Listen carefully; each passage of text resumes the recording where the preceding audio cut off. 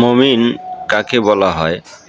মহান আল্লাহ তাআলা পবিত্র কোরআনে খুবই সুন্দর করে সূরা বাকারার প্রথম কয়েকটি আয়াতের মধ্যে বলে দিয়েছেন। একজন মুমিন বান্দা তার কয়েকটি গুণ থাকবে।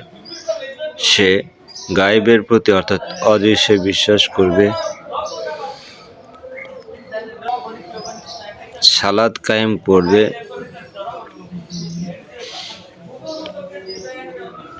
আল্লাহ তাআলা যা দিয়েছেন তা থেকে ব্যয় করবে এবং নবী করিম সাল্লাল্লাহু আলাইহি সাল্লামের প্রতি যে কিতাব নাজিল হয়েছে এবং পূর্ববর্তী নবীদের উপর যে সমস্ত কিতাবসমূহ নাজিল হয়েছে তার প্রতি বিশ্বাস রাখবে এবং আখিরাতের প্রতি দৃঢ় বিশ্বাস রাখবে।